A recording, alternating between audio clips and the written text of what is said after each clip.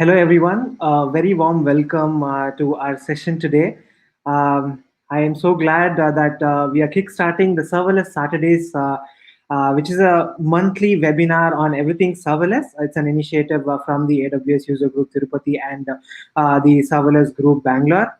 It is really exciting for me to start this monthly webinar because it gives us an opportunity for every serverless enthusiast across the world, and not only to get a chance to present here, but also for everybody who's interested into serverless, an opportunity to get onboarded with this technology, which is just going through the roof with everybody uh, you know, implementing them and adopting that in their enterprises and startups and almost everywhere, right? So today we will have Vadym from Vadym, the head of technology strategy at ip.labs. So this monthly webinar is giving an opportunity for all of us to get started with serverless, and as the course of this series we will be getting into some advanced topics, and probably we could build something really interesting as a part of this series that not only helps us to get started with serverless, but also gives us an opportunity to give back to the community that has been always amazing. So yes, so Vadym, over to you. Thank you so much for joining us today. He's the head of technology strategy at ip.labs, and what better title than starting this today, which is convincing your boss to go serverless. It is going to be a really interesting session, I'm pretty sure. Vadym, can you please start by introducing yourself? Probably we can. Do you see my slide? So I will remove this. Can you are hearing me and you are seeing my slides, I assume. So thank you very much, Rashid, for the invitation. As already told, I'm working at ip.labs in Bonn, and I have two passions, Java and serverless, and Java is autoscope for today, and we are doing a lot of things with serverless for 3 years, and with AWS in general for 4 years in our company. So just some experience gained and also some insights that I would like to share you. And I'm also a part of the AWS Community Builders program, where also Srushit is there. So we just share our knowledge, but also learn from other amazing people. So you may also apply for the Q1 edition. It will be open soon, as far as I know, so in March. So you can become also a part of this and then also engage in the community. So that's probably everything I want to say. Thank you very much for the invitation to this talk, Convince Your Boss to Go Serverless. So probably there are a lot of bosses who are currently looking if it's something for them, but also we'll take the perspective of the developers, how to convince the boss what is interesting, but also how to apply some best practices. So some words about the company. We are in Bonn, Germany, so this is Cologne area, and we are the 100% subsidiary of the FUJIFLM Europe. So probably the FUJIFLM may be known for some people, and we offer the software for designing and also purchasing of the photo products like calendars, photo books, prints, posters, so everywhere where you can print your photo in form of emotions. And of course we are in with all clients and platforms and so on. So before we start, we will generally just put some steps away from serverless and so on, and let's see what are the challenges of the software development in general. And then we will see how serverless may help us to solve some of them. And the first thing, and just I will also introduce some books which I personally find useful. And the first one is this book, Team Topologies, which was released, I would say, 1.5 years ago by Matthew Skelton and Manuel Part. And they told about the cognitive load. And the cognitive load is amount of mental effort being used in the working memory. And here it's for implementing something, I would say, so in terms of software development. And they have 3 types of this. So intrinsic, extraneous, and germane. And the intrinsic cognitive load is something very similar and basic for our daily business, how to write class in Java class or something like Python program, or using some simple framework or not so simple. So it's our daily business. Extraneous, it becomes more complicated. So how to test things, so unit integration, end-to-end, web, desktop, mobile, so just a huge area. How to build, package, deploy, and run my application, how configure monitoring, alerting, the whole observability, auto-scaling, and so on. How to operate and maintain infrastructure. In general, we are not talking about cloud and so on helping this, but this generally you have to think about when you are writing code. How to build fault tolerance and resiliency there. How to make the hardware, networking, also applications secure. And security is also job number one. So you see a lot of challenges with this extraneous load, and currently we are kind of in the microservices world, and if you would like to run your microservices in your own data center, something like this, you have to accomplish everything by yourself, and it's a huge job. And I saw a lot of companies who wanted to do microservices but just didn't figure out how, and they just got stuck all with this extraneous load and struggle to produce some kind of code, because all this stuff is just also part of it. And the third one is germane load, and specific to what domains do you want to implement. So for ip.labs, this the whole editors, how you can design your products, your photo books, your calendars. It's the core domain. And just it's our focus, and it's probably not payment and e-commerce, but it's a part of our solution. So you have to ask yourself what business and process and workflows would you like to implement by yourself, and what would you like just to use as a third-party software as a service and something like this. So this is how much domain knowledge, business knowledge would you like to just to have in your company, and what would you like kind of outsource. Now looking at this, you see intrinsic, you cannot offload it. It's just your daily work, and you have to become fluent in it. Extraneous, it's generally something which, you have to do this, so this has to be done, but generally you would like to minimize the amount of work that you are doing by yourself, and what you operate and own and so on. And then we will be talking about how serverless may help here, and also cloud in general with the whole infrastructure, failovers and so on. And germane, it's mainly about focusing on what you own in terms of domains, in terms of your core domains, and what just you have to outsource. But this perspective, thinking about the cognitive load, also on the team area, but also for the whole company, also helps to see some benefits for the serverless. But generally, what our boss wants from us, just that we are productive. So just we are focusing on the right things, and we are productive generally if we regularly ship products, of course, which are successfully used by our customers. So we have to do the right thing, that's obviously, but generally we have to be productive. And now it's the question, what is holding us back from being productive? And I refer to the survey, the cost of poor quality software for 2 years ago, and I will share my slides to see all the links. And mainly you see three huge areas which contributes to the poor quality software, and it also contributes to something that holds us back from being productive. The first one is very obvious, technical debt. And if you go to some kind of Wikipedia and see the definition of this, you will read something that it's kind of poor decision today that you meet consciously, and then you have to improve later. And this definition made me stuck, because just it's not only the decision that's not very good today that becomes technical debt. Also, the perfect decision today will obviously become technical debt over the time. And probably a lot of people know all this stuff, how this is happening.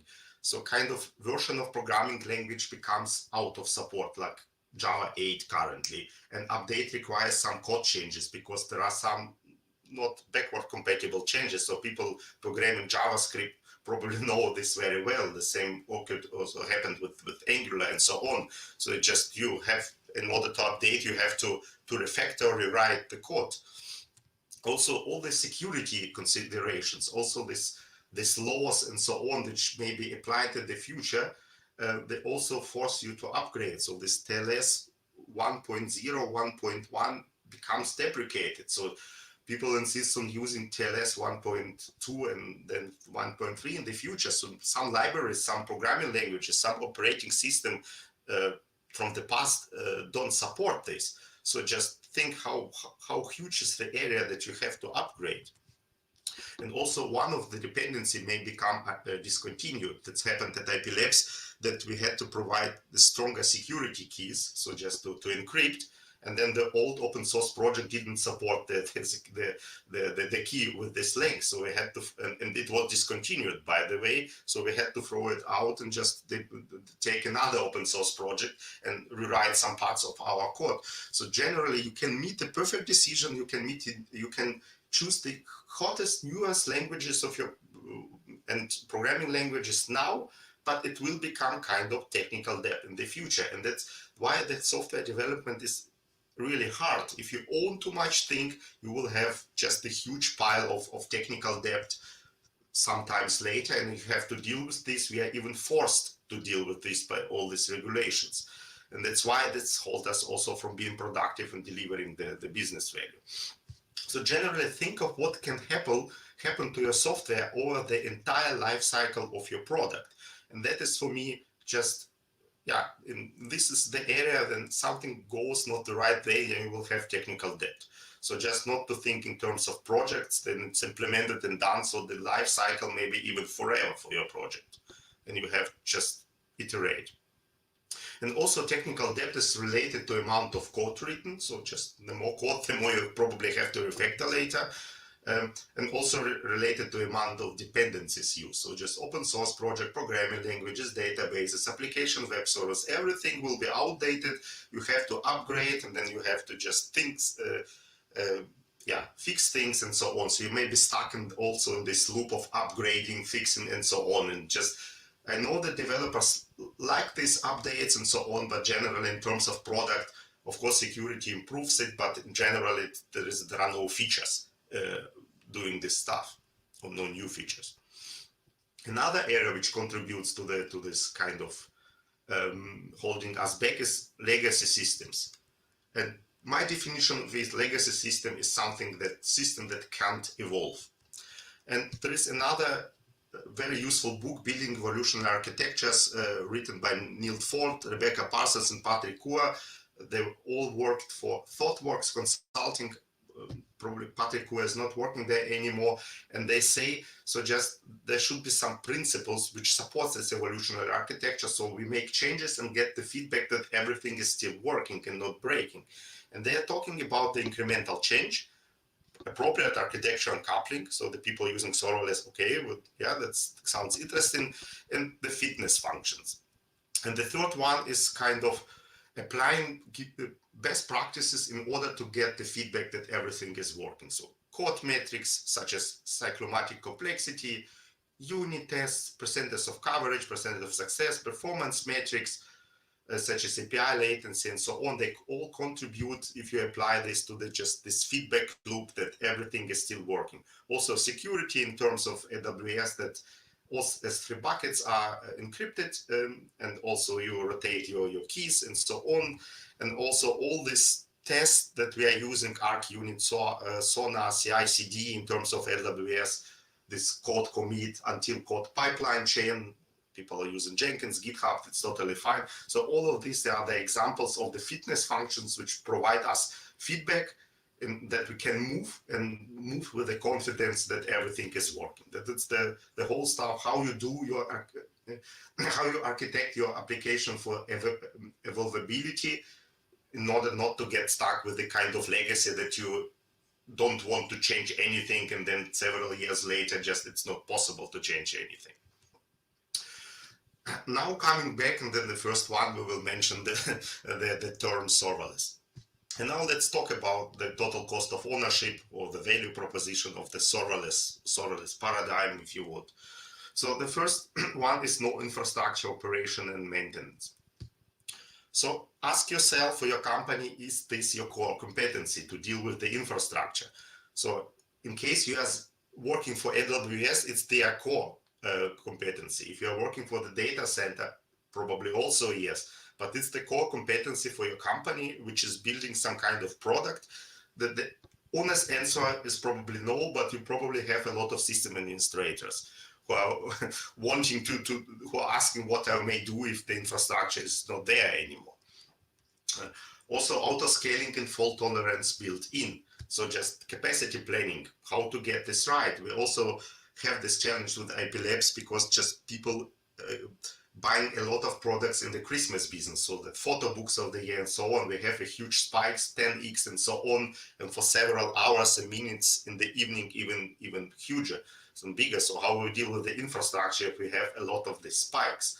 And also, do we want to solve the hard problem of fault tolerance? So kind of having two data center, active, passive, this may become very expensive, or you don't do this and then you have risks if something fails. And you see that there are some things which also contribute to this holding us from being productive. This is the losses from the software failure. So that's not only the quality and bugs which introduced, but also this kind of scaling on demand, that the software simply breaks, and just the people have to deal with these all scalability issues. So another, that's probably the most important, one of the most important topic with serverless, total cost of ownership: own less, build more. And just by owning less, you're relying on all these managed services, serverless services, or the whole ecosystem, and then just this means that you just have to focus how to glue things together, and then you probably can do more with the same amount of people, because just by using these building blocks, and this will free your time. And also owning less also mean technical debt, and we have talked about technical debt. What does it mean? And I really like this quote from Paul Johnston, who is very active in the serverless community: whatever code you write today is always tomorrow technical debt. And even not only the code, each technical decision is tomorrow's technical debt. So using Postgres 13 today will become technical debt in 2 years, for sure. And then you will have some breaking changes. And also less code means obviously lower technical debt. And think of this in time and effort required to maintain the solution of the life cycle is far more than developing it. So you probably spend only 25% of your time developing the solution, and then the 75% for maintaining the solution for the whole life cycle. And that's the huge amount of things. So that's why you have to think how to build it in order to free your time for the maintenance. And just by owning less and having lower technical debt, of course, you focus more on business value and innovation, and probably every organization wants exactly this. So I don't know any organization which doesn't want to be innovative and steadily produce business value. So everybody say they want this. The question is how to achieve this. And of course, by focusing on business value and innovation, you will just have faster time to market. And today it's the key differentiator in the business. But of course, it's not also about the operating, but also about asking what is your core. We will mention this several times. So I don't think that somebody needs to implement e-commerce system by themselves today. There are a lot of really great solutions. So just simply use this, and it will save you time and money as total cost of ownership.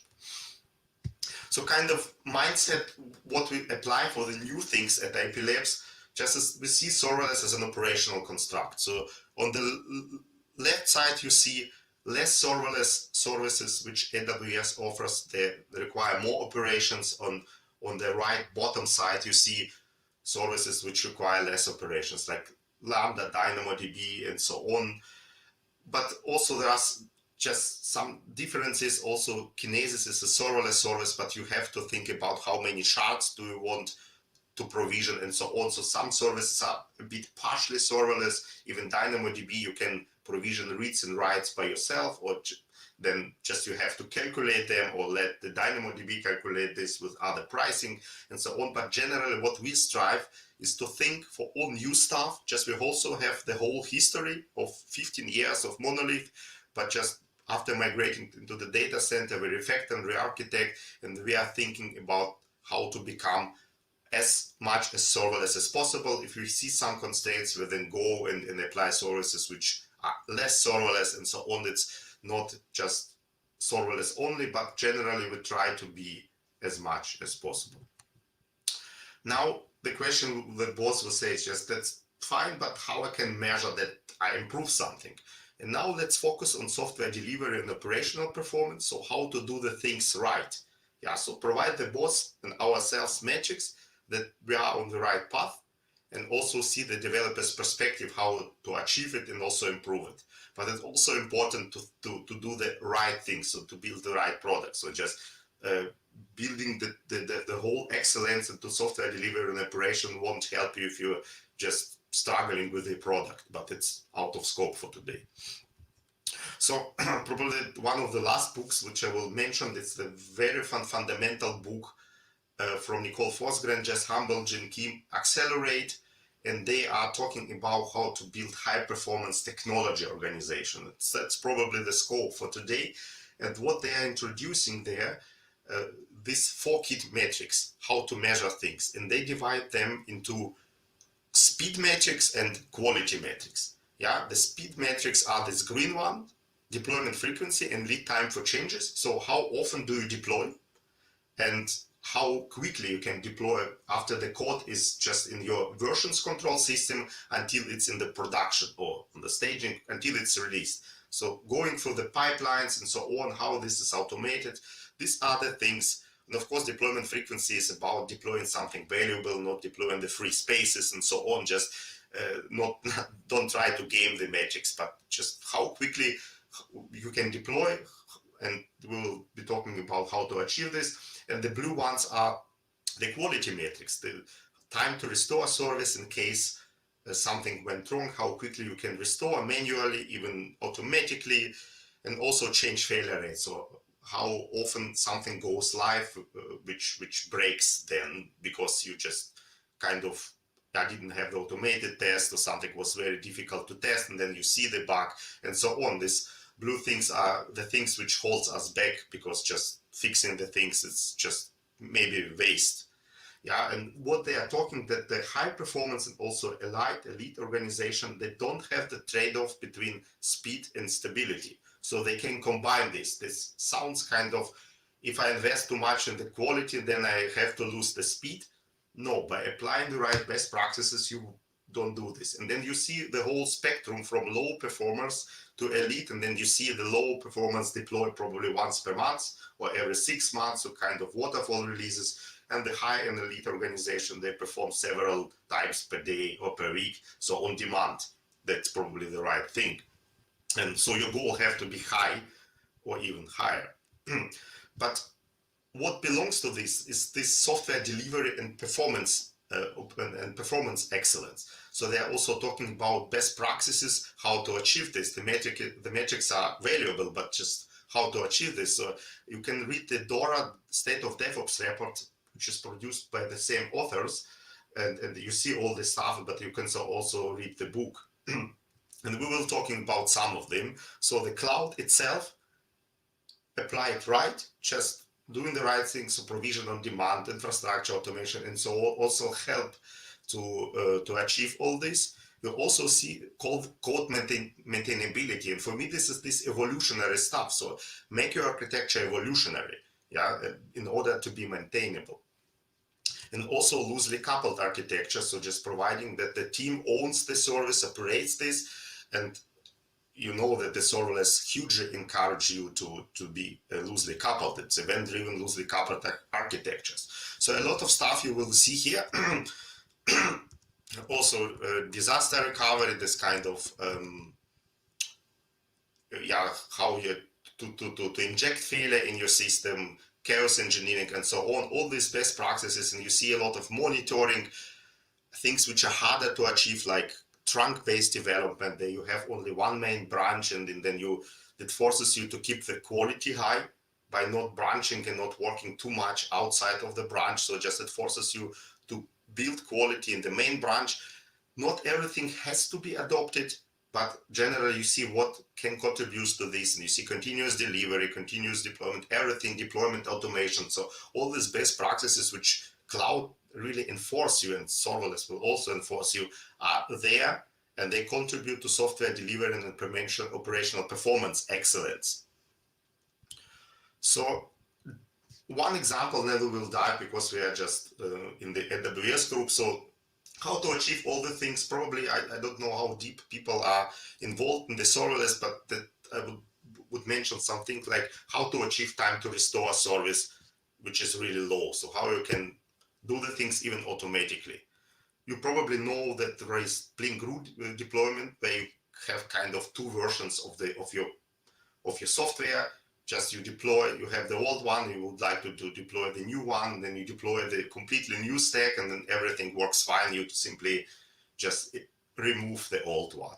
And there is canary deployment, there you just send some percentage of the users to the new deployed version, see if everything works fine, then you increase this the amount of percentage, and then sometimes it's reached 100%, and then you also remove your blue infrastructure. So something here, the blue-green is from 0 to 100%, and canary is just steadily increasing and also reducing the risk that you just deploy something which may be faulty. So how you can achieve this with serverless services like Lambda and API Gateway? So API Gateway introduces stage variables, and also Lambda introduces aliases, and you can shift this. So you can use one API gate deployment and stage variables to just to connect it with Lambda with two different versions. So this is kind of example. You have my first API gateway, and then you have the version 3 of Lambda in production, and then by setting the alias, you can send 5% of your traffic to the newest version 6 of your Lambda. Yeah, and then if you see everything is working, there are no alarms, then you probably can say, okay, I shift this completely to the version 6. So just kind of automatically, just this kind of canary deployment. And also that is the same with the serverless application model. You have deployment reference types. You see there, you can apply canary, so canary 10% for 30 minutes and then go to the 100, or you have this linearly 10% every 10 minutes, linear 10% every 1 minute. So you can apply this deployment, so this rollout phase, and also you can apply CloudWatch alarms and Lambda hooks. So just before shifting the traffic, you see you can do some tests in the before allowed traffic phase. This is Lambda hook, and also after allowed traffic. And you can also put up to 10 alarms on there. And in case some alarm will be triggered, then you will have automatically update rollback of the version. So if something goes wrong, but you have to figure this out by alarms, then the rollback will be triggered automatically.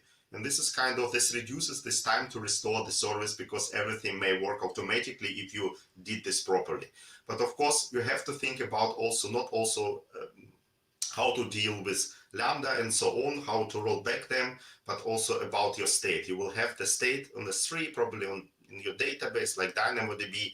And if you roll back, probably in case you introduce something new in the newer version, you may break your state. So be cautious with the state, think about it. Can you roll back, or how to build also state evolutionary, that you can update and not break things. Another metric which is also introduced in this book and this DevOps report is time spent. So track in your organization where your time is spent. And you see the new work, this is the first line, it's very, very important. So even top organization only spend the half of their time working on new stuff. Yeah. And the second one is unplanned work and rework, and this contributes also to re-architecting. So in case you want to add some feature, but your architecture is not very flexible, you have to re-architect. It's not the new work. The architecture is unplanned work and rework, and so on. So what I will argue you, so just also advise you to measure how, if you apply serverless, how new work will change, because that's the goal. New work is producing business value and innovation. So how you reduce working on defects, deployment, and so on. Just apply this matrix, and just you see that there is a huge difference. The low performing organizations spend 30% and probably even less time working on new stuff. And that's something that really matters. So if your boss asks us about the metric, you have these 4 key metrics and this time spent metrics from the delivery perspective, how to do things. So generally, serverless ecosystem with the right engineering practices, and that's very important to have the right engineering practices, they will significantly reduce this extraneous load, because just there's a lot of stuff which serverless will handle you with all the managed services. You don't have to manage them, you don't have to operate them, and also sometimes even germane cognitive load. It will also reduce the amount of stuff you own, which will free your time, and also amount of code written, because just by outsourcing, you just focus on just glue code and just bringing things together. So we'll probably now change the perspective to the developers once again, and talk about how to write less code with AWS services. So one of the possibilities to write less code is just to write fewer Lambda functions, because they have business code and so on. And you will see that you can use AWS direct service integrations, that you can simply integrate managed services and don't write the code in case you just simply don't have too much business logic there. And why this is important? Because if you write less Lambda function, you also have to have less code to write, to test, to run, and to maintain. You have also less CI/CD pipelines to maintain, which takes also time. You have also less infrastructure as code. It's obvious, it's less IAM policies, permissions, and you have also test them. You have also less cold start worries, something specific to Lambda. You have also less point of failures and retries, and Lambda can fail, and then it will sometimes even automatically be retried for synchronous services and so on. Less security concerns, and also less worries about these Lambda limits like concurrency settings and so on. And also writing less Lambdas also means spending your bill will be less, because just Lambda costs, and also CloudWatch, which is integrated with these costs. And also if you have other third-party tools, their pricing model may be dependent on the number of Lambda invocations. So there are a lot of advantages how to write less code, why it's important just not to have too much Lambdas in case you can you can achieve this. And it's also how to write less code. So infrastructure as a code is also code. So it's not only the business logic, everything that you automate, it's your code, you have to maintain this. And it's also important also reduce this amount of code, and there are frameworks which will help you, but there are also framework which provide the meaningful abstractions, also like SAM, Serverless Application Model, which Amplify framework, which also allow you to write less code.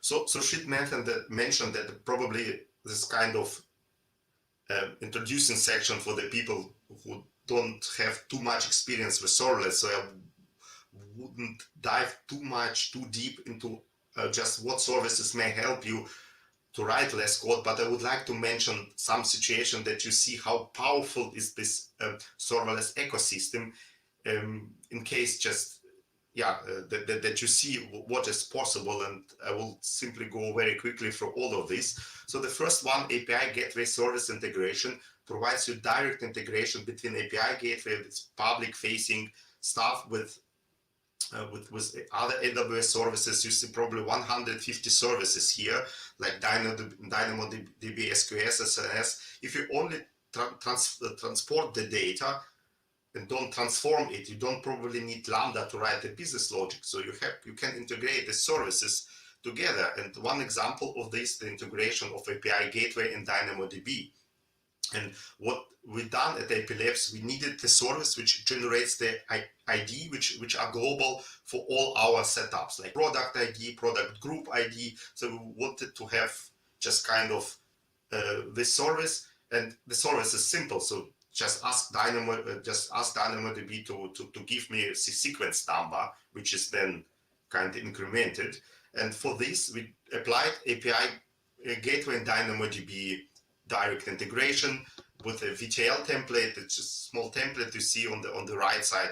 This is very, very simple code. Just set sequence number to what it is +1, and then return it. So there is no Lambda function in this, and you can simply configure API Gateway with DynamoDB as direct integration. It's very, very easy to do, and the action is update item on the DynamoDB side, and just simply writing this small template without need to write a Lambda with the whole stuff which is needed with this.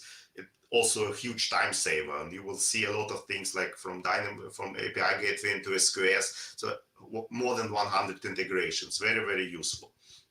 Another thing is the newly introduced HTTP API, which is cheaper as API Gateway, and also more, quicker. So this service also provides storage first integrations. Just I have a links there. You can see it's your use case. It provides integration to event bridge, Kinesis, SQS, step functions, and so on. So just also skip Lambda and integrate these services together.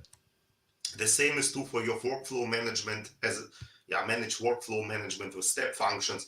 It also provides a huge list of integrations. You see here you can integrate step functions with DynamoDB, with SQS and SNS, and don't write Lambda. So just check out what you think, what you can do, and think, do you need Lambda? What are you doing there? Simply sending the data to another service, you don't need it at all.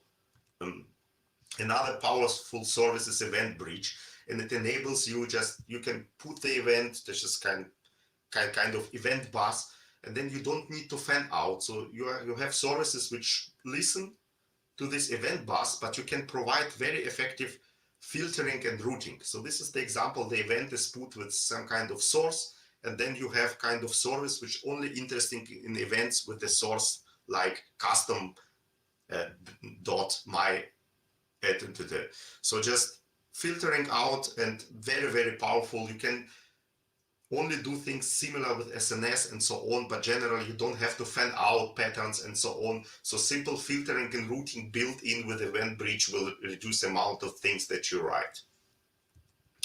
Another thing is Lambda destination.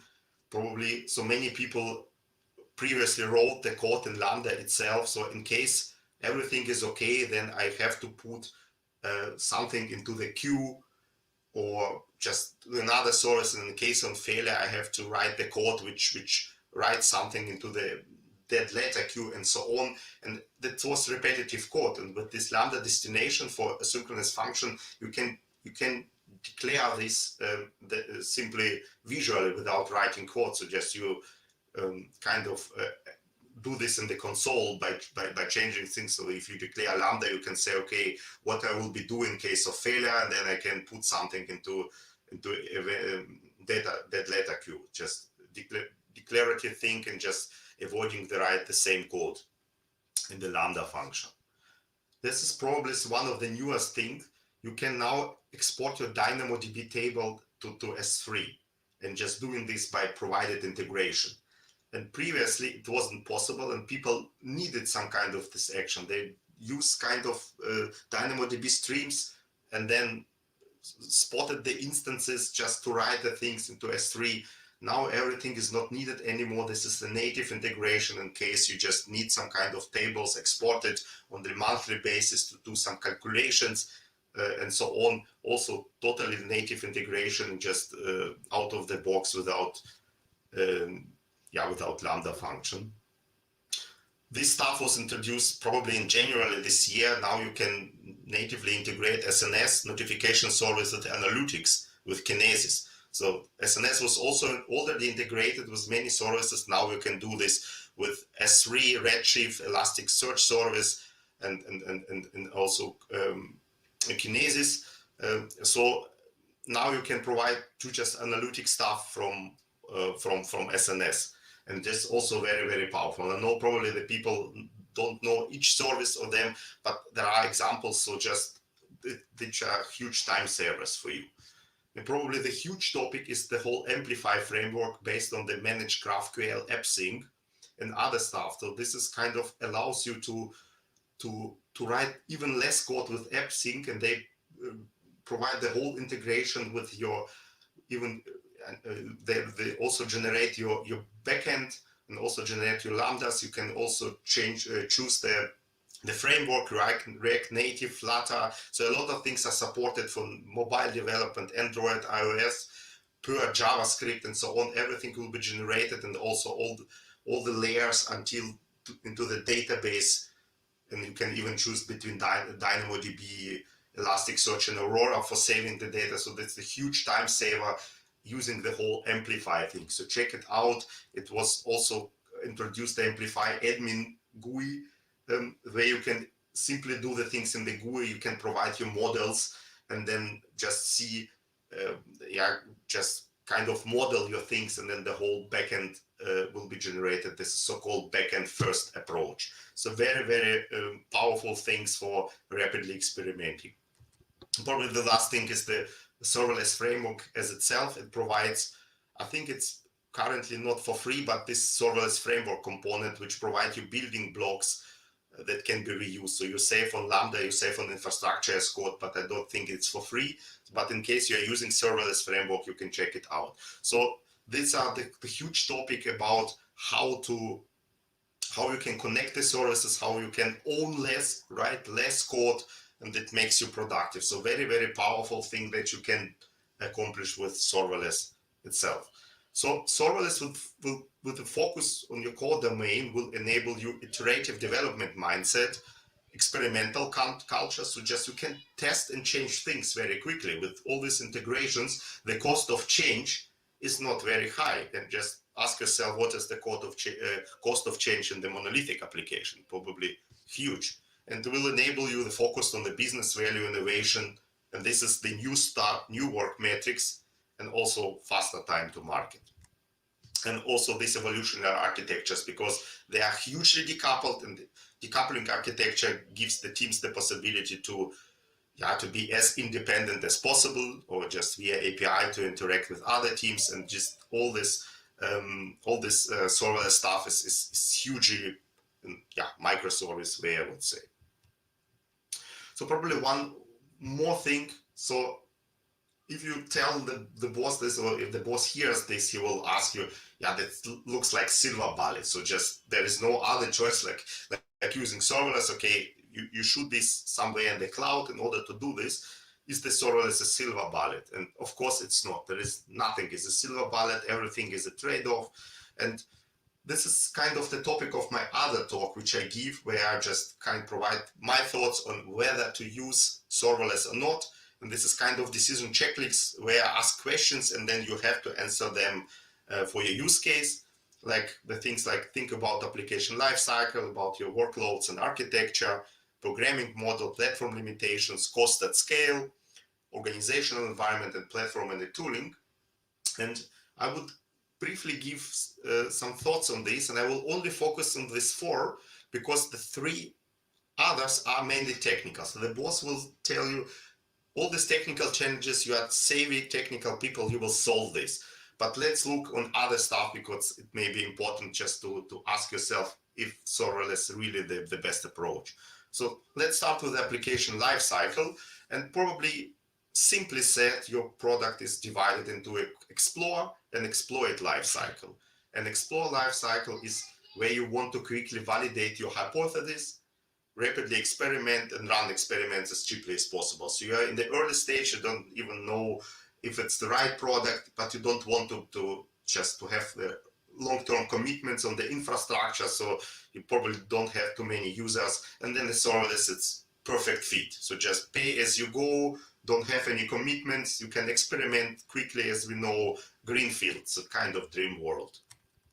But of course, if you have already built something meaningful, you would like to build it on scale and build profitable product around this. And there is no single answer if the serverless is the right approach for everything, but what would you like to ask yourself is how much of the stack should you own to deliver the business value, and what should you outsource to your provider, third-party provider. And by outsourcing, I mean service level agreements, compliance, price, and roadmap.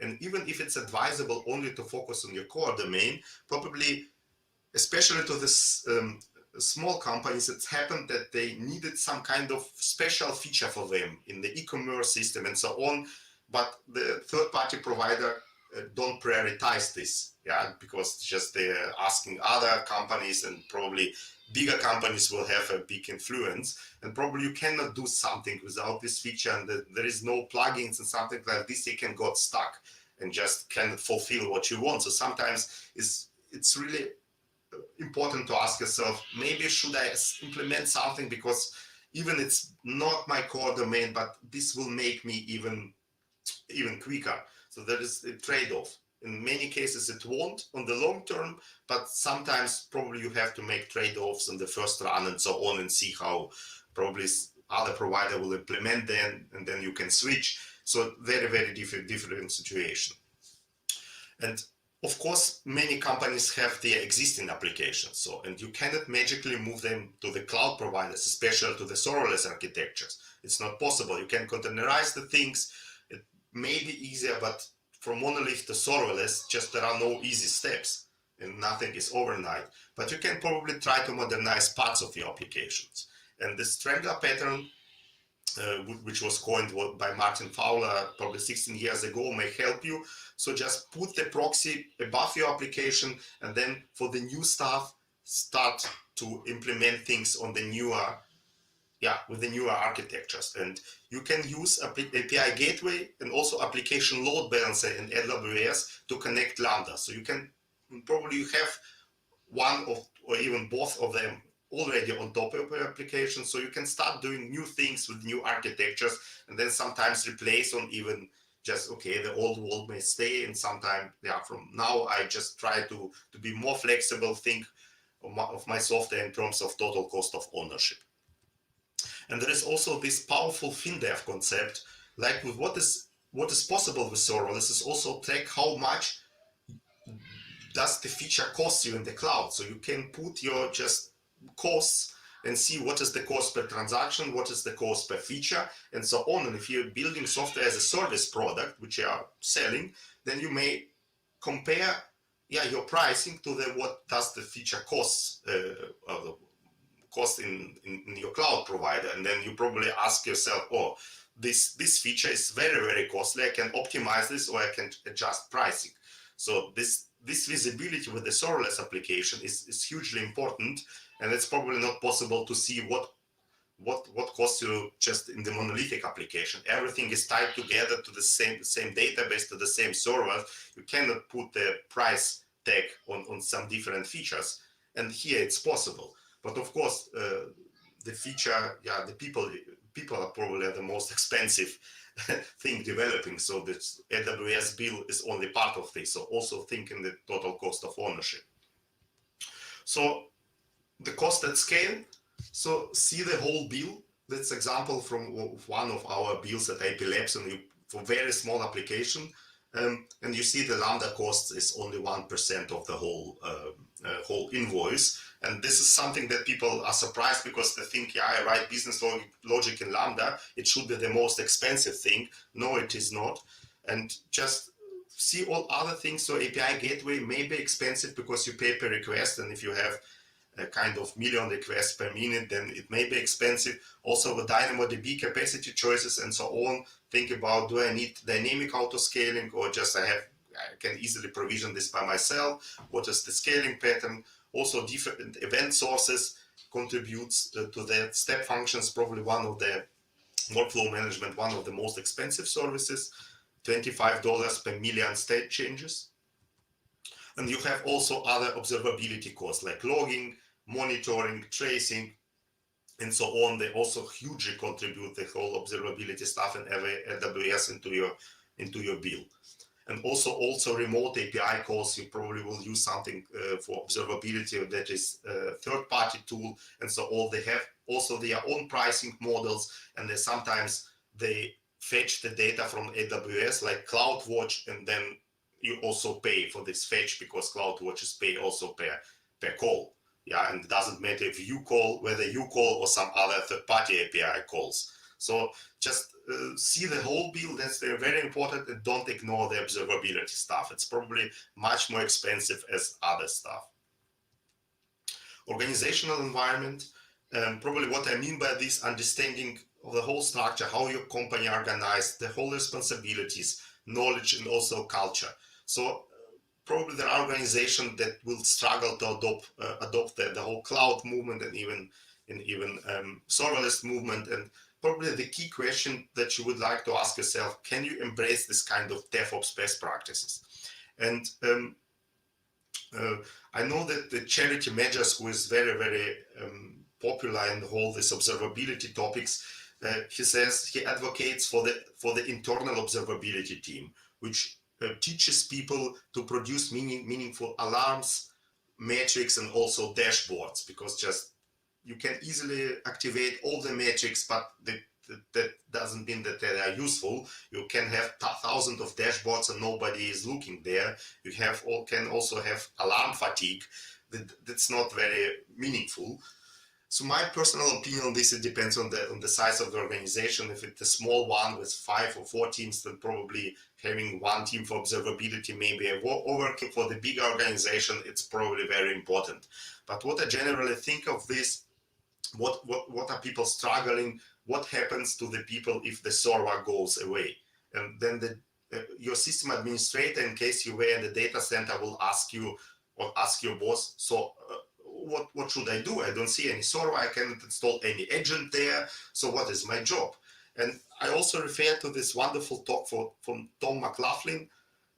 What do we do when the server goes away? He was on the system administrator side, and he has relearned, and he's also talking about that the whole observability, then the system administrator may help you, because sometimes or nearly always your application is not completely serverless. You have different pieces, containers, classic infrastructure, but you should provide the observability for the whole application, logging, monitoring, tracing, alarms, and then the people can provide this knowledge. They can train developers, they can contribute, they can be in charge.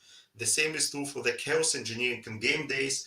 These people can organize this, do this fault injection, stress test, and see the results, so help doing these things together with developers, and also help understand constraints of AWS services and choose the right one. And what I mean by this, AWS provides a plenty of services. There's only one example for event source. You have Kinesis, SQS, SNS, Event Bridge. You can combine them, but what is the right answer for your architecture, for your use case, for now and for several period in time, and then you can iterate. And all this have these quotas, all the services, so constraints, and just what are the limits. And the system administrator, they are looking at these limits from the beginning. So developers sometimes implement very quickly and then say, oh, just it doesn't work because of the limits. And system administrator think differently. And they also have different cost policies. So what is the requirement? What is the scaling requirement? And then all those people may have. So there are a lot of challenges also for system administrators just to go this path. And I see them still struggling because they would like to see the server, and there is no server in the serverless architecture.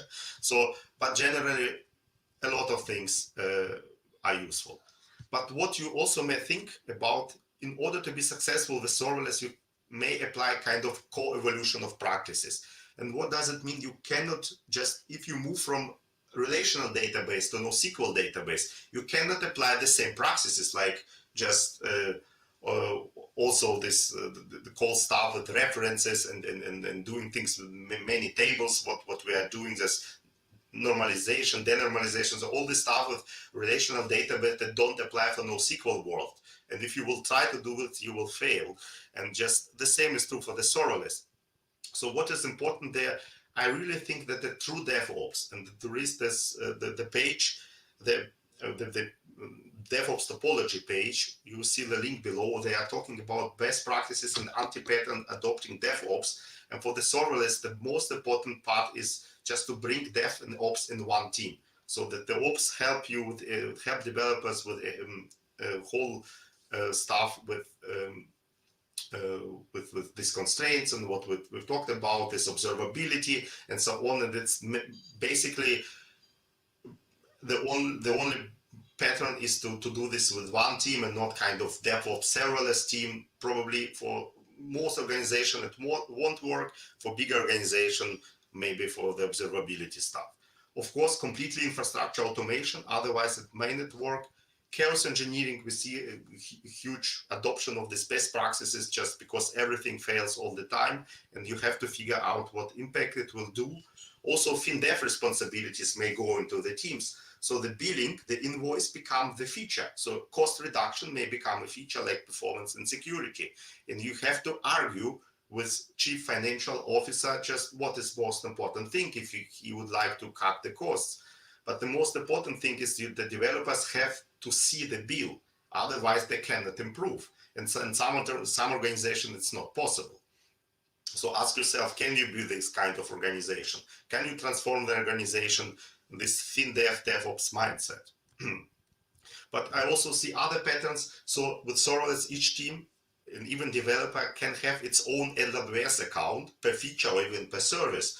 Why? Because it's that cheap to have serverless, just account with serverless, because you pay on demand, and within the staging and testing environment you don't have too much going on. You only pay for storage if you have something like on S3, but it's that cheap, so everybody can set up its account and test there. I also see only minimal local testing, so only quick functional tests probably, so people test on the staging accounts, on real accounts, but also I see this adopt testing in production thing, because it's just, you cannot fake the user behaviors on staging, on local, because of all these quotas of the services. So the real behavior is only production, and the people try to incorporate testing as much as possible in production.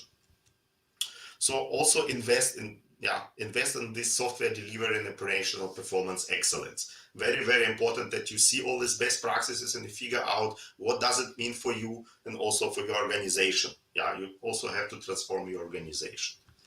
So the last point, there are only 2 slides left. I know that's 1 hour, and just so ask this. Also, each cloud provider provide this managed services, but are they mature? Can you rely on them, or you need also third-party tools? These are opinionated thoughts from my side. From the infrastructure as a code point of view for the serverless application, CloudFormation and SDK completely fine. Okay, SDK probably the new things that they don't have this, all the features from CloudFormation, they come sometimes later, but very, very powerful and mature in my opinion. Also development environment and framework maturity to develop serverless application with SAM, Amplify, and third-party serverless framework. You are good to go. Choose depending on the use case what you would like to adopt, but generally very, very powerful. Where I have a bit of problems with AWS serverless tools is this CI/CD, especially with the managed Git code commit. It's very basic. People which are using GitHub, Bitbucket, and so on, they will see a huge difference because just these tools are very, very mature and code commit isn't. What is very good is, of course, code deploy and so on, because they are deploying CloudFormation and so on.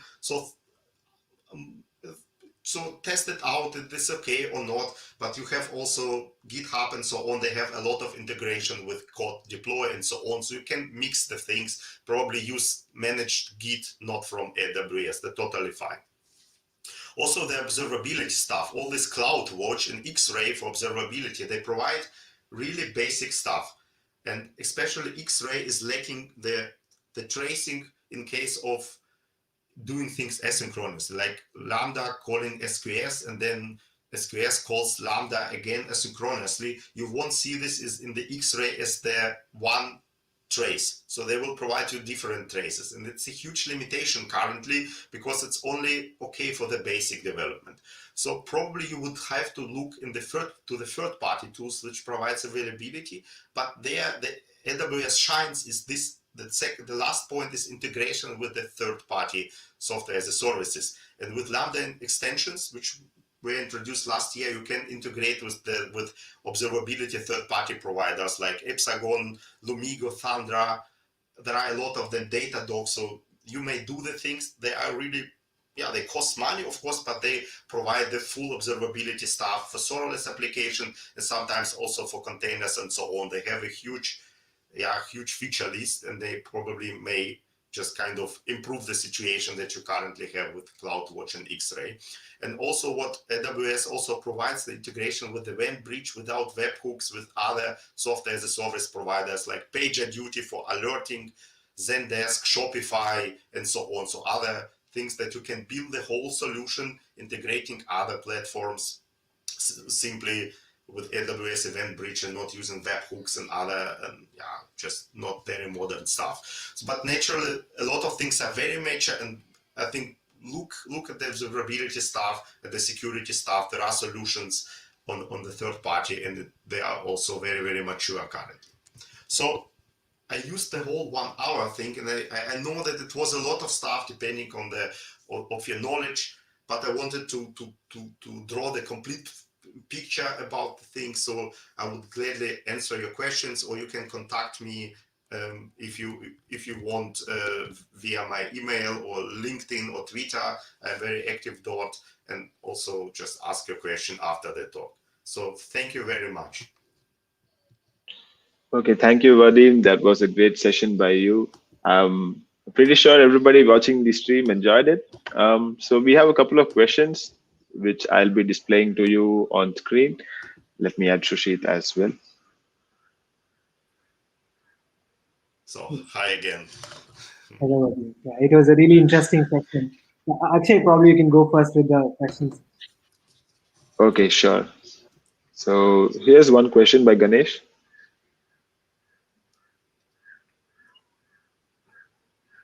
I just popped it up on the screen.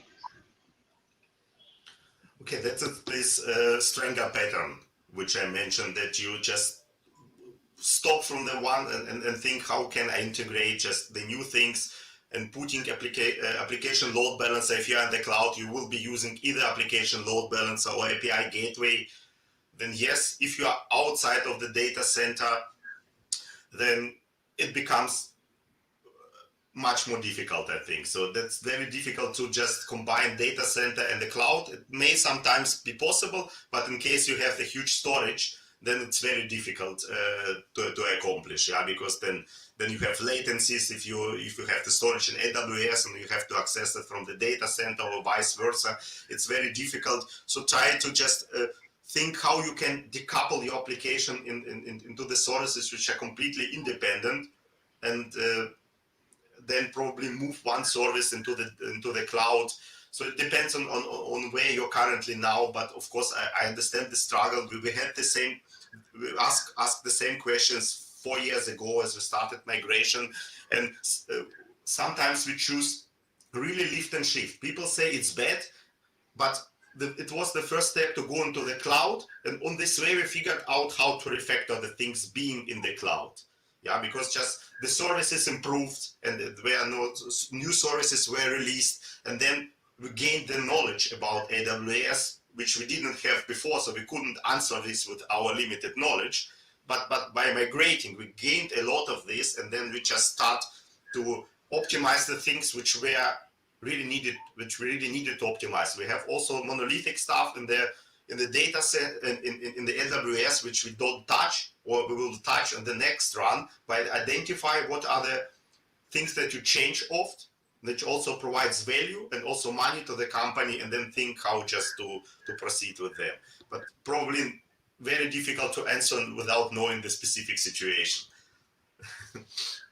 Okay. So we have a second question from Shinoj. So by using AWS Lambda serverless, don't you think we are too much dependent on AWS and thereby adding more technical depth? What are AWS move to a new model? So, of course, the question about lock-in is important. but generally speaking, you are already logged into your programming language, into your application web server, Tomcat, into your database. By programming, you use logins, and ask yourself, how often do you change your database? And if you use some kind of object orientation model which allows you to change the database, that doesn't mean that how much did you change? So of course, we at ip.labs, we did the login because we know that this is our trusted partner. I did not see price increases in the last years. There are also only where price drops. So they only strengthen the services. They hear into the customer. So I cannot predict what will happen after 5 years. So I couldn't predict 5 years before that we will be using cloud and serverless. So I cannot see this. So that's the conscious choice for us to do the login, and then because by doing the login, I can gain more from the cloud. Yeah, by using these native services, I can have the highest benefit. But of course, if you are in the financial services like banking and so on, probably you may be even forced to use multi-cloud. So I know that some countries even force you to think about how you move data from one cloud provider to another. Of course, it's a different game. So I'm not a huge believer of the multi-cloud, but it's hugely dependent on the branch. But this locking discussion, it's something for me that avoiding the locking has a huge cost for me. Just thinking how to abstract things costs you so much that you probably lose more on the implementation side. So think of this in this way. So just securing everything doesn't mean, so if you implemented your application to just be migrated into the other cloud by using Docker and by not using any specific managed service, then you probably over-architected your system, and your competitor who did the login maybe just may kill you and take the huge business away. So that's my thoughts on this. I know that just people may disagree, but I'm not a huge friend of avoiding locking. Yeah, because it forces you just using containers, is it plain servers, and just then ask yourself, why do you want to go to the cloud? Probably only for scaling, just only infrastructure on demand. And that's not the whole picture, what I would like to use. So I see that people nodding. so I see some kind of agreement of two people there on the screen. Yes, Awesome. I totally agree with Vadym here. With serverless, one of the advantages is it gives us a greater, agility as to how fast we can build things, because it's more like building blocks, right? We just bring in a lot of services and just get your application up and running. Of course, the flip side of that is the lock-in, which a few people are scared of. But if you look at the advantage, it just gives us so much flexibility to build things faster and go to market faster, as Vadym has already mentioned. All right. So I don't think we have any other questions for now. So Vadym, I'll share with you a YouTube link. So maybe if you're free after this, you can just hop on, and if there are any more questions related to your session, you can take it up over there. Okay. So thank you. All right. Thanks a lot for presenting on a very early Saturday morning for you, Vadym, and thanks a lot for showing the community on how to convince their bosses to go serverless. So start on Monday. So there will probably be bosses coming to the office on Monday, probably thinking differently about the software. That was my goal. That just think a bit differently. But I also hope that there are also developers which can argue with the right arguments, because it's not the emotional discussion. It's not about the cloud provider. It's about arguments and measuring that you have success. So just that's probably the whole point. Amazing. So thanks a lot for presenting this session, and we hope to have you for the future events as well. Yeah, thank you. I will be glad to contribute. So thank you very much once again. Thank you so much, Vadym. I know it's pretty early for people who have joined a little late. They don't know Vadym is actually presenting from Germany, if I'm not wrong, and I think it's almost 6 or 7 a.m. there when he started. Yes, I mean, that shows a great dedication and your passion for the serverless community. Really, thank you so much. Uh, uh, and guys, whoever is watching this session, please do follow him on Twitter. He's been posting some really interesting articles about serverless by not just him, but a lot of other folks from the community.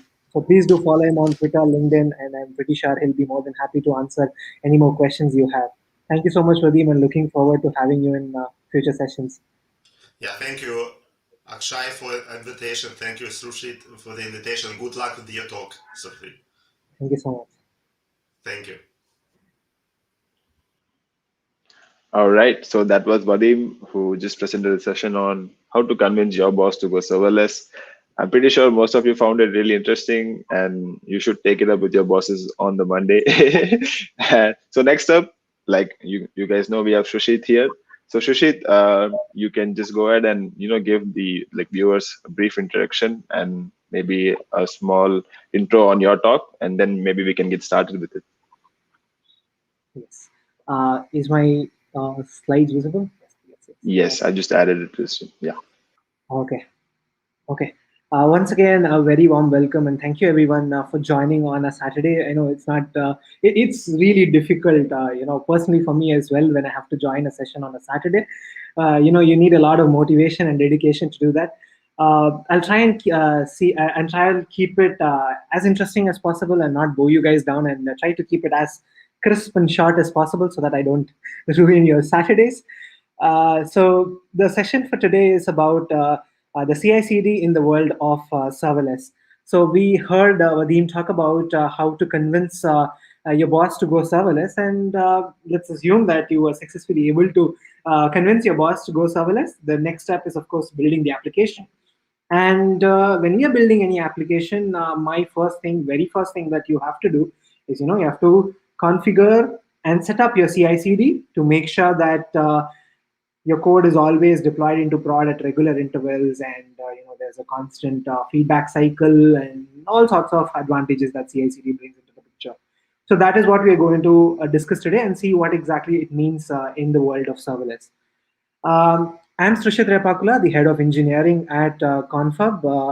I'm also a serverless consultant, as Vadym mentioned, the AWS Community Builder. So AWS Community Builder is a program that is run by AWS for community folks who are interested or contributing into community. You guys should try to apply for the program, which I believe will be opening pretty soon. And I'll also leave out the link to this page so that you can take a look at what are the benefits of the program. It's a really amazing one, especially gives us an opportunity to meet different people across the globe who share the same interests, like how I met Vadym and was able to interact with him. I'm also the co-organizer of one of the largest serverless meetup groups, the Serverless Group Bangalore, and a mentor at GirlScript Bangalore. You can follow me on Twitter at the rate Srishit R. We can chat about AWS, serverless, and pretty much anything you wish to. Okay. So Vadim talked about the various advantages of moving to serverless and what are the benefits and things like that. And before I could just start about the CI/CD part of it, how to build the CI/CD applications, I would rather give a brief introduction of how exactly things work in the serverless world. So we have a bunch of event sources, and everything in the serverless world is event driven. That means there are going to be a bunch of events that will be triggering our Lambda functions, our serverless compute service that is of our interest. And then it runs some business logic, and you can, whatever business logic you have, it will run that business logic, and then it performs something and probably updates a DB or triggers other various cloud services. One simple example is conversion of a JPG image to PNG. A classic example of how to get started with serverless, right? So whenever an image is uploaded to S3 bucket, let's say a JPG or PNG image, then we just will that will automatically trigger a Lambda function. So basically, we can have S3 trigger a Lambda function, and then it will do the business logic of conversion of that image from JPG to PNG, and then probably upload that converted image to an S3 bucket, to another S3 bucket. right? So that's a very basic understanding of how serverless works. And as we know, serverless means we are going to pay only for the consumption and only for how long our code is running and for the number of requests. It's not going to be like for it's basically for idle time. That is when there are no requests that my application is serving, we really don't have to pay anything. Again, there's a star mark here. It depends on the kind of services that you're using. If it's truly serverless, then most likely we will be paying only for what we are going to consume. So that's pretty much about working with serverless. Now, coming to the topic for today's session, that is the CI/CD. Now, generally, how does a pipeline look like in any CI/CD application? Right. First step is we will have the source control where the developers version and commit their code changes, and then we have okay, that's a copy paste mistake from mine. I'm really sorry. So then we generally have the build stage where we will build our application, compile and build the application, and also perform the tests, unit tests and stuff like that. Then we have the staging environment where we probably will be deploying to our test environments, not just staging. We can have multiple other environments, pre-prod, QA environments, stuff like that, where probably end-to-end testing in terms of automation, integration tests, sort of a thing can be run. And then we also have the last step, that is deploying to production environments, wherein we deploy to our prod environment so that the end users can consume. In any sort of a pipeline, in any sort of CI/CD, this is generally how the steps are going to be. Probably a few more tweaks, probably a few more stages you may have, pre-prod or QA or staging. A few more environments may possibly be added in your pipeline, but on a very high level, this is the concept of the same. Now, let's talk about the CI/CD. It generally means continuous integration, continuous delivery, or continuous deployment. Now, before we get into this, a lot of times, when we discuss with clients or customers, we interact with them to understand what is their application, to sort of, suggest them about what exactly is their requirement on how they want to build into serverless and stuff like that. Not just serverless, any application. This remains the base of how we build CI/CD pipelines remains the same. Right now, what happens is when we try to understand from customers, we would ask them what is CI/CD, and a few of them would be like, "Okay, what is CI/CD?" There's a possibility that your application does not have a CI/CD to begin with, right? And to be very frank and open, at Confirm, we really did not have a CI/CD in the very beginning, and we had customers and ticket purchases happening. It's not that it's not possible. It's just that, at the very beginning of building your application, you're more focused about going to market and making sure you have features up and running as quick as possible, so that you not only evaluate your product from a customer perspective, but also make sure that you are grabbing as many customers as possible with adding more features, right? So there are scenarios where people really don't know what or don't have a CI/CD in their application, but then it is always advisable, suggested to have a CI/CD. I mean, you go to enterprise level or any project or product that is sort of in a stable state, then most unlikely that you will not have a CI/CD pipeline.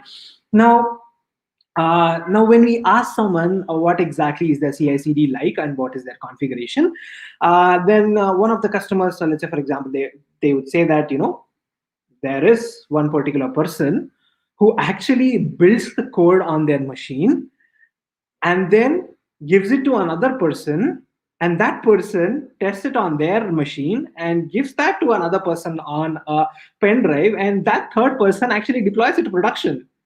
So this is the CI/CD. I mean, like, is that CI/CD? I mean, of course, there's a process that is set that someone is building, someone is testing, and someone is deploying. But it should not be someone, right? It should be an automation or automated thing. So that, okay, why would generally we prefer automation or automated things?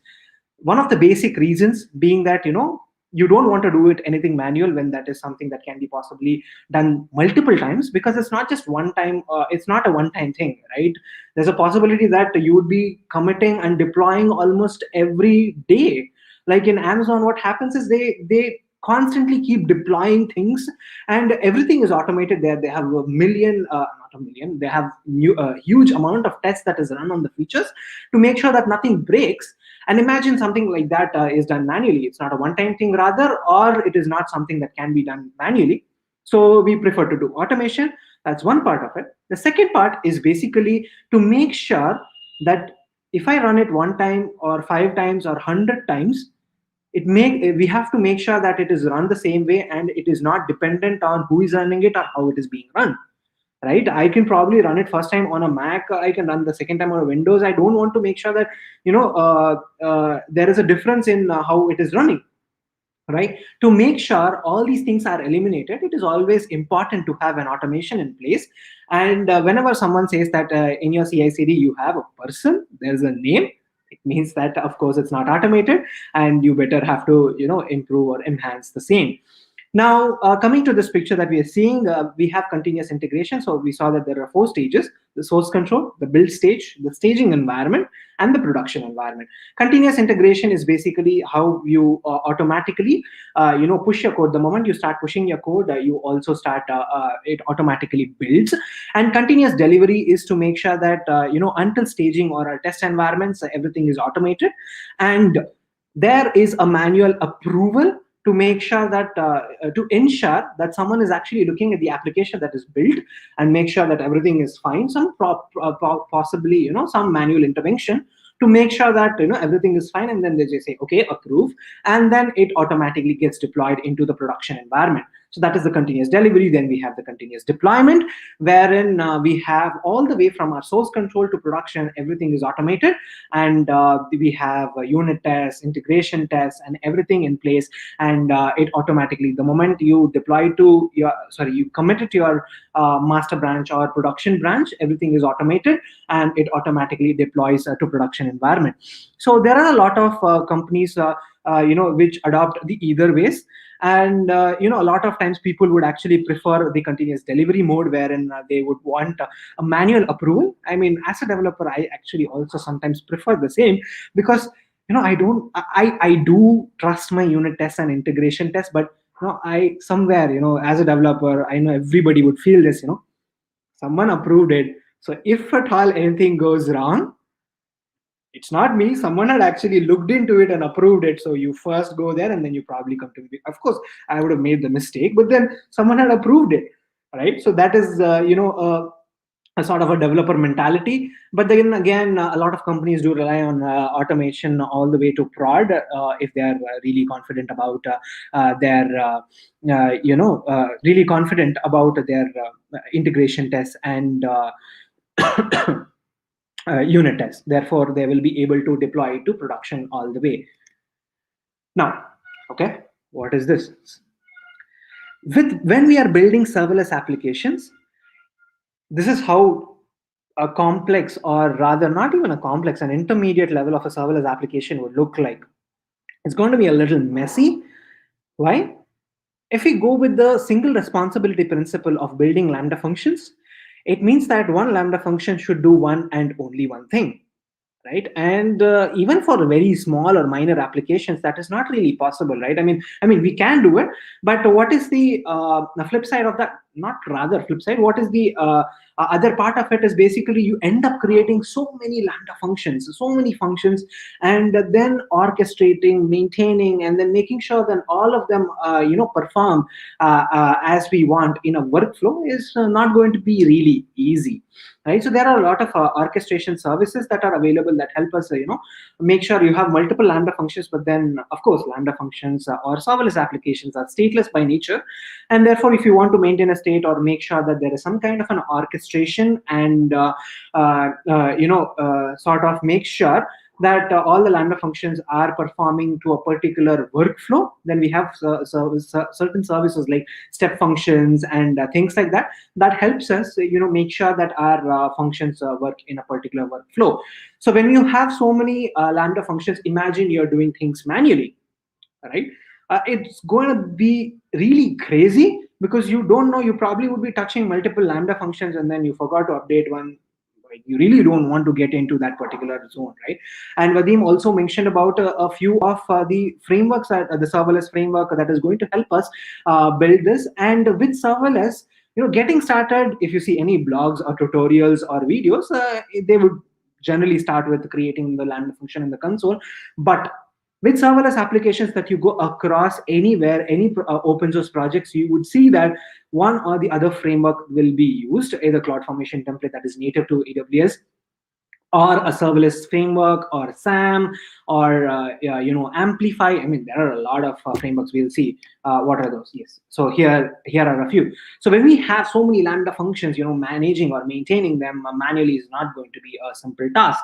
So there are a lot of frameworks that is available. I've just mentioned a few here that can help us in managing and maintaining our serverless project.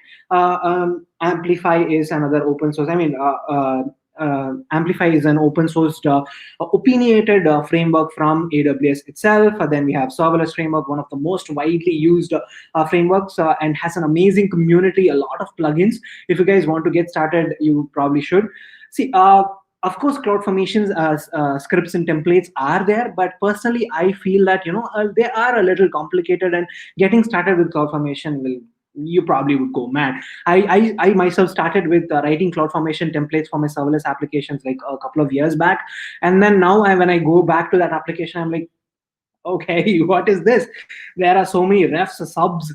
I'm like, it drives me crazy, because actually the reason being that it gives us as a developer a lot of control over what exactly we want to configure, and then we as developers are so much used or accustomed to abstractions, right? I mean, serverless itself is a lot of abstractions and making sure the developer's life is easy, and CloudFormation has a lot of granularity and a lot of detailing, therefore makes it a little difficult to get started with, but then, as I mentioned, it gives you a lot of control as to what you want to do, and gives you a better understanding of what is being built.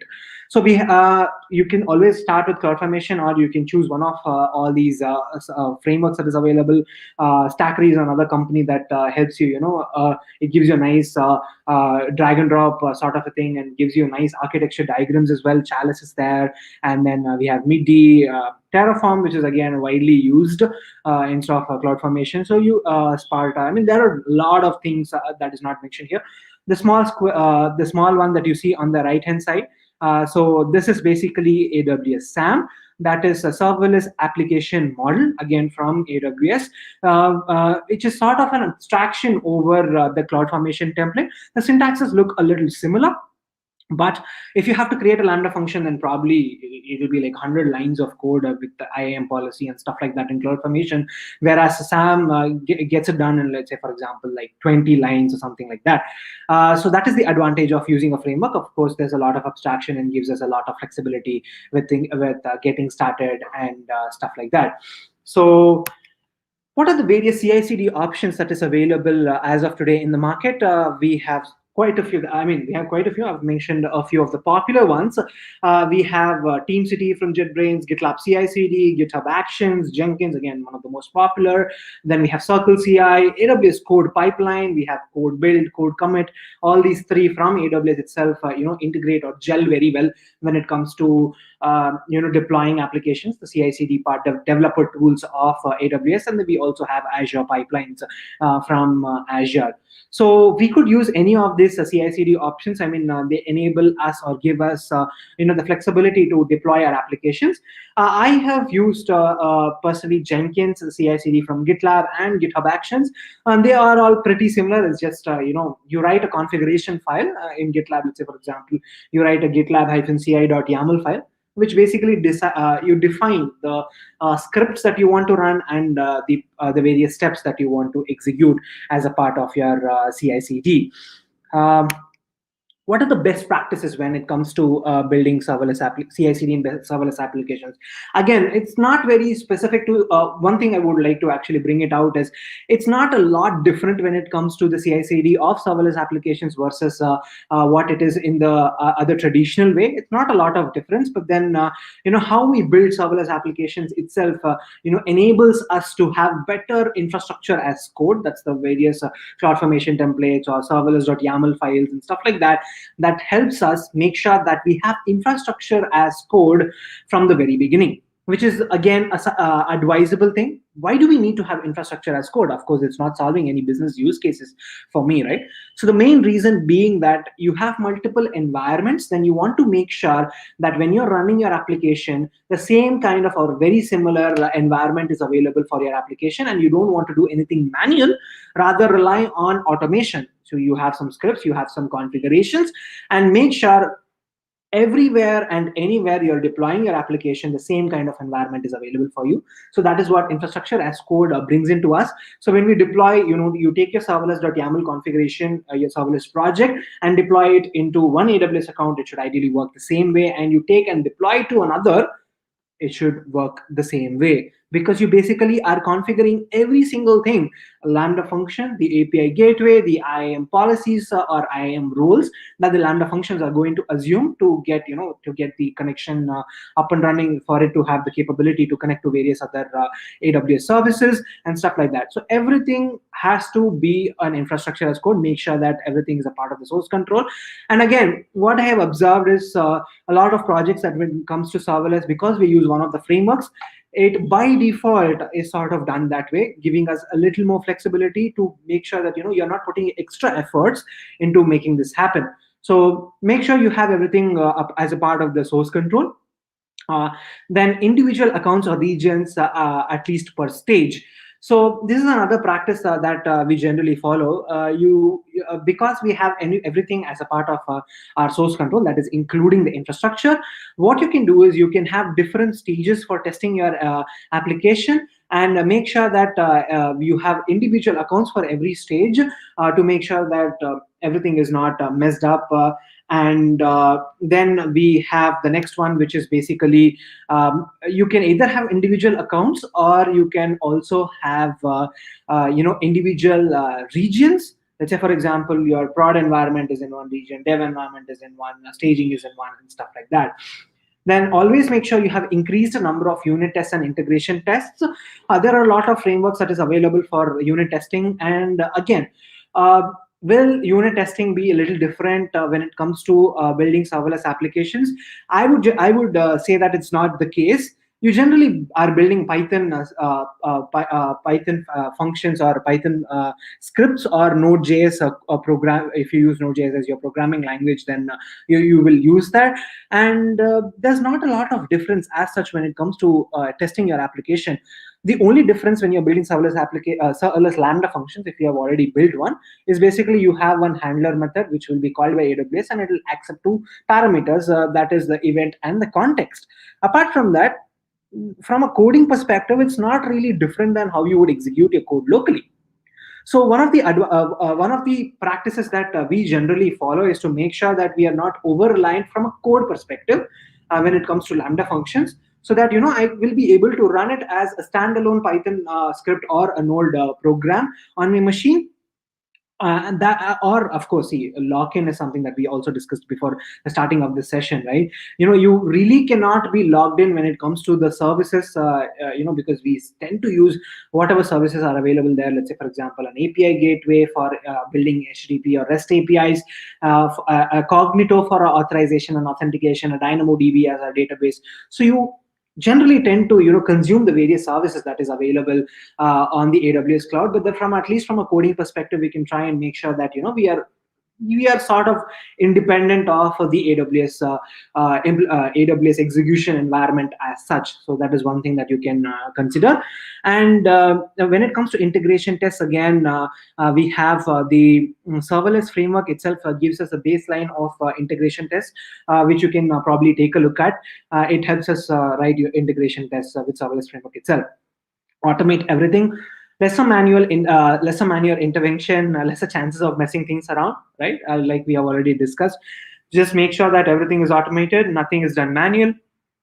And same or similar environments across stages to make sure that something is working on dev, something is not working on staging or prod. To make sure that there is sanity in terms of environment, make sure that you have similar environments. Again, if you have everything as a part of infrastructure as code, then this is very much possible. And no more, we don't really have to say it works on my machine, right? Because we essentially have the same environment across different stages. And then secret management, one of the important things is to make sure that we do not store any secrets or any sensitive information as a part of our application itself, and rather use various other services that is possibly available, like say for example a parameter store. We have in AWS, we have SSM parameter store, secrets manager, or we have SAM variables and stuff like that, which you would rather leverage and make sure that you're not storing anything as a part of your code, which is again a best practice. So yeah, so if you have everything, then you really should not be able to say that it works on my machine. Then with serverless, again, this is just a meme, I just put it out there. With serverless, everything is make sure that the same environment is there with infrastructure, so therefore you ideally should not be getting into this particular situation. Now, testing, it's again a very important thing when it comes to building any application, and with serverless it is a little more important, given the fact that it's not just microservices that we are building when it comes to serverless applications, right? It's more about, we are going to the nano level. You have so many Lambda functions, so many Lambda functions lying around. So it becomes really important to make sure that you test your applications and make sure you break it at the testing phase, so that it doesn't go to prod and it doesn't get a comeback from a customer. So a few things that can be considered are local testing and debugging. We have, if you are using the serverless framework, then it gives us the capability to have a serverless local invoke, which sort of mimics the events that is going to be emitted from API Gateway, let's say, for example, and then passes that as an input to our Lambda function code, everything local, and then we will be able to execute it. So you can leverage the serverless local invoke. And then we also have the serverless offline, which is again, if you so serverless local invoke is more about you telling the serverless framework that you want to hit this Lambda function and pass this as the input, and it will directly call the Lambda function code. But with serverless offline, there's another plugin which helps us to create a local host, a local API, which can be called from your local host. So basically, instead of relying on serverless offline, which runs on the terminal, you can rather use a Postman or a curl, or even if you are the developer who is building the front end application as well, then you can run the local the UI project, and then integrate it instead of with the deployed API. You can use the localhost API from serverless offline and make sure that everything is working fine. So that is another advantage of serverless offline. And always make sure that with serverless applications, one thing is the local testing and debugging is still not up to the mark, I would say, when it comes to, when you compare it to the traditional world. It is something that is still evolving, and there are a lot of players who are helping us, a lot of products, let's say for example a Lumigo or Epsigon that Vadym also mentioned, that helps us better debug and test our applications. And not just locally, it also helps us once the application is deployed into our AWS cloud. Integration tests, again, something that we already discussed when it comes to serverless framework. It helps us build or write integration tests to make sure that everything is fine. Again, when it comes to the serverless world, the integration tests will play a little important role. Because we have already discussed, right? There are going to be numerous Lambda functions when it comes to serverless applications, because you have multiple Lambda functions. You have sort of decoupled things and make sure that it is doing one and only one thing. And when we have situations like that, unit test is going to test it for that particular feature or particular functionality. But is it working fine when all of them are coming together and integrated as one particular user flow? So that is something that is very important, and we have to make sure that it works fine when you have multiple building blocks. Is it working fine when I put all of them together? That's really important, right? To make sure, and you are confident about the same. So integration tests are very important when it comes to the serverless world and having CI/CD and automation in place. Then we can also leverage mocking. We have the AWS SDK mock, which is basically a node module that helps us mock the various AWS services. Now, when you're testing your application, you would rather want to test your application, your logic, and rather not what AWS has built, right? So like, there's no point of testing that. So therefore, we would rather be testing our own application. So you can use the AWS SDK mock and mock the service. Let's say, for example, you have a DynamoDB table.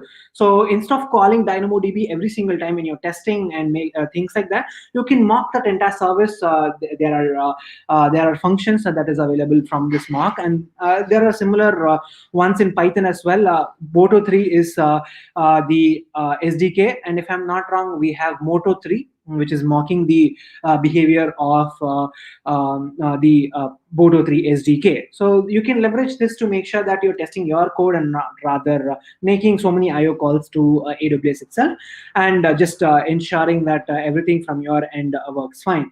Then we also have the Amplify mock API. Amplify is another, as I mentioned, is an open source framework from AWS, and we have the Amplify mock API, which just like serverless offline gives us the capability to run an API locally itself and helps us test the same. So you can leverage that as well for your local testing and debugging. So canary deployments, this is something that I think Vadym also a little bit touched about. When it comes to API gateway, we can have stages, and we can have each stage corresponding to one alias, and one alias corresponds to a specific version and stuff like that. Let us see how it works when it comes to a SAM application. So this is how the configuration of a SAM. This is a SAM template. So basically, this is how it is going to look like the application. Here we have one serverless. A serverless function, a Lambda function written in Node.js. The code URI auto publish alias is live. And what is actually happening here? So I would like you guys to concentrate on the deployment preference. So we can have the canary deployments, and it's which actually tells us that you deploy the new set of code 10% for 10 minutes. So this way you can make sure that at the very beginning a smaller percentage of your end users are seeing the latest deployed code, and then it starts, if there are no problems, it starts rolling out to all the end users when it comes to the actual code that is getting deployed. And then we have we have the alarms, a list of alarms that you want to monitor. So once we start the canary deployment, we can configure a set of alarms as a part of our application to make sure that once I start deploying, I want to make sure, of course, I have done all the testing and everything, but then I also want to make sure that once the deployment has happened, everything is working fine. So you can have a set of metrics and alarms that can be set to make sure that once the deployment is done, these alarms will come into picture, and if anything is wrong, then I'll be notified, and some rollback can happen and stuff like that. And then we have the hooks, basically pre-traffic and post-traffic. These are basically validation Lambda functions that are run before and after traffic shifting. So to make sure that once the 10% of the traffic is started receiving the latest deployed code, then I have a pre-traffic Lambda function to make sure that everything is working fine. And once the total deployment is over, I have another hook to make sure that once the deployment is over, I run one round of sanity sort of a thing to make sure that everything is working fine. So these kind of things, SAM helps us. Gives us the flexibility to have hooks and alarms as a part of your deployment itself, to make sure that as and when you deploy, you have things that are monitoring your application, and you get constant notifications or alarms as and when something goes wrong. And deploying serverless applications gradually automatically create aliases for your Lambda functions, which Vadym also talked about. When it comes to whenever we deploy our Lambda functions, we can have versions enabled. Even if you're using a serverless framework, you can say that versions have to be enabled, and each and every deployment to the Lambda function will create a new version. And then you can have saying that API gateway is integrated to my Lambda function, then it can be integrated via an alias. and each alias can be pointing out to a specific version. And if at all anything is wrong, I can quickly switch over to a previous version to make sure that I can quickly roll back to my previous version, and before it impacts every single user of my application. Gradually shift customers traffic to the new version, like we discussed the canary deployments. So slowly release your newly deployed code to everybody to make sure that it's not like a bang and the application completely goes down. And defines pre-traffic and post-traffic test functions that we just discussed about. Rolls back the deployment of the CloudWatch alarms are triggered automatically. This automatically happens, and to make sure, or it gives us the flexibility to automatically roll back. So automate as much as possible. So the rollbacks are also automated the moment I have a CloudWatch alarm that is triggered. If we have SAM plus code deploy is the service that is from AWS that helps us deploying the serverless applications. And SAM, as we have already discussed, is the serverless application model. And then these are the various advantages. Auto publish alias, publish new versions and aliases. This comes out of the box. And we have canary or linear deployments that is possible. We talked about one use case where we are doing a canary deployment, or we can have a linear deployments as well. And then we have a bunch of alarms that can be configured, which makes sure or monitors whenever a deployment happens, pre and post traffic hooks for sanity checks, to make sure that once the deployment has happened, everything is working fine. And if something is going wrong, it can automatically roll back to what it is. Now, if you guys, again, SAM also, it's not just going to be about canary or linear deployments. You can go full throttle and just go ahead and deploy everything. I mean, if you're really confident about your application, then you can, of course, go ahead and deploy everything, and probably do it on a Friday evening so that, you can have a very peaceful weekend. Just kidding. From a developer perspective, never deploy on a Friday, so that you can have a peaceful weekend, and there are no alarms that are triggered once the deployment has happened, and you can have a peaceful weekend rather. Right. So with all these things into picture, are we heading to a place where we have no ops? So we had DevOps, and are we heading to a place where we are having are we heading to a scenario where we have no operations that is required? Well, true. I mean, like, we are heading into that space where, we do not, when you're building serverless applications, we do not really require a dedicated DevOps team or some person to take care of infrastructure and stuff like that, because everything is as a part of the code. You are writing the serverless template, the SAM templates yourself as a developer, and you are maintaining it yourself. I mean, when you're building truly serverless, you actually don't have anything to maintain, right? In Lambda functions, you have nothing to maintain. The server patching, the OS patching, everything is taken care. We really don't have to worry about it as a developer. The same thing when it comes to databases. If you're using a DynamoDB, like, what do I even have to manage? There's nothing, right? If you set your read capacity units to on-demand, so there's no capacity planning. I mean, like, everything is automated. So really, we don't require any specific DevOps team to do these things for us. So are we heading into a no ops place? Well, at least it's the beginning of the same. We are heading towards a place where we don't really need any specific ops person to take care of our application and maintain, because alarms, everything, right? Every monitoring, everything is set up from a developer perspective itself, and that's how we build serverless applications. So that's pretty much it from my side. Thank you so much for everybody who have joined this session on a Saturday afternoon. As I promised, I kept it very crisp and very simple, because this is more of a getting started session. In the future sessions, we will probably be having more. We will be having demos and stuff like that, so that you have more hands-on experience of building. And so here are a couple of links. Wherein if you guys are interested in presenting in this series of Serverless Saturdays, you can always reach out to this particular conf.me/ssn forms, and you are interested, you're interested to understand a few features of the AWS world or the serverless world. You can raise the same in that forms as well. And what we have done is we have gone ahead and created a GitHub repository for the same, and wherein you will be able to see all the see all the presentations that we are doing, all the code that is going to be taking demoed as a part of this series. I'll quickly show you that.